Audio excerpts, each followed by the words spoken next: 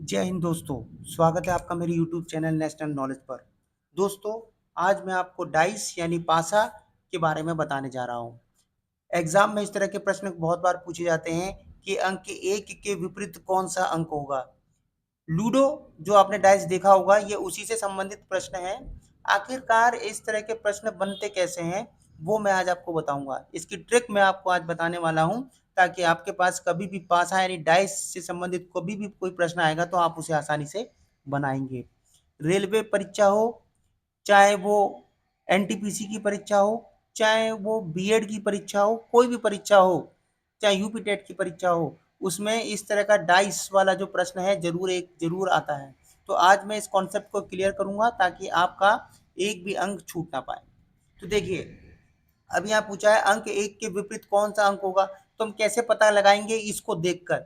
इस जो दो डाइस बनी हुई है, इन डाइसों को देखकर हमें बताना है कि आखिरकार इसमें से कौन सा अंक इसके विपरीत होगा। तो देखिए, उसको करने का मैं तरीका बताने वाला हूँ।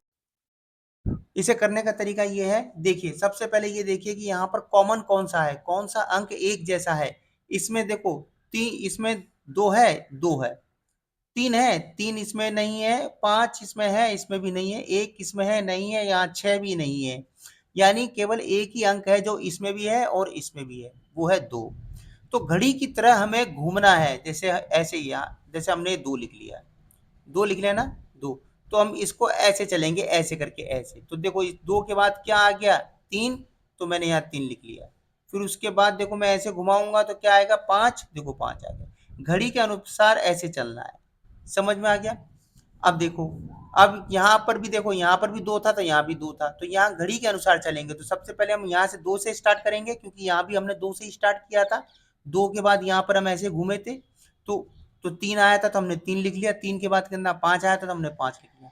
ठीक इसी तरह यहाँ पर दो है, यहाँ भी दो है, यहाँ भी, यानी जो कॉमन है उसके उसी के अनुसार हम डायरेक्ट चलेंगे। तो यहाँ से हम चलेंगे, तो पहले क्या आया था, दो, तो दो के साथ क्या आएगा, दो ही आएगा। इसको हम ऐसे घूमेंगे तो क्या आएगा, फिर छह आएगा, वो इसके नीचे लिखेंगे। फिर इसके बाद क्या आएगा, एक आएगा, वो इसके नीचे लिखेंगे। घड़ी घड़ी के अनुसार चलेंगे, ठीक है ना। तो देखो, प्रश्न क्या था, अंक एक के विपरीत कौन सा अंक होगा। देखो, दो के विपरीत क्या है, दो के विपरीत यहाँ दो ही है, ठीक है ना। दो के विपरीत क्या है, दो है। तो दो का तो पूछा नहीं है, एक का पूछा है। देखो, तीन के विपरीत क्या है, छह है। तीन के विपरीत क्या है, छह है। और यहाँ प्रश्न क्या था, एक के विपरीत कौन सा होगा, तो एक के विपरीत देखो कौन सा है, एक के विपरीत कौन सा है, पांच है। कौन सा है, पांच। तो ऑप्शन में देखिए पांच कहीं है, देखो ये रहा पांच। ऑप्शन नंबर सी इसका सही विकल्प होगा। बहुत इंपॉर्टेंट क्वेश्चन है एग्जाम के नजर से। क्वेश्चन नंबर दूसरा देखिए,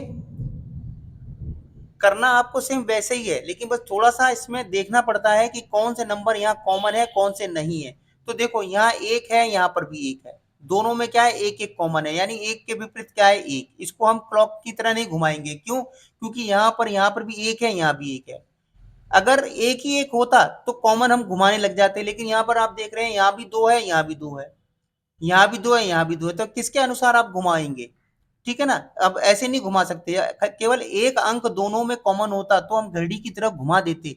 लेकिन यहाँ देख रहे हैं एक है और यहाँ भी एक है। देखो, एक के विपरीत ये तो हो गया, यहाँ दो है, यहाँ भी दो है, तो दो के विपरीत दो हो गया, ठीक है ना। और यहाँ क्या, तीन है, और यहाँ क्या बचा, चार बचा। तो तीन के विपरीत क्या हो गया, चार हो गया। तो प्रश्न क्या पूछ रहा है, अंक तीन के विपरीत कौन सा अंक होगा, तो तीन के विपरीत क्या होगा, चार होगा। क्या होगा, चार होगा तीन के विपरीत। देखो, मैंने सीधा आपको बता दिया है, प्रश्न भी नहीं पढ़ा, मैंने सीधा बता दिया है कि यहाँ भी एक था, यहाँ भी एक हो गया, तो एक के विपरीत एक हो गया। यहाँ भी दो है, यहाँ भी दो है, तो दो के विपरीत दो हो गया।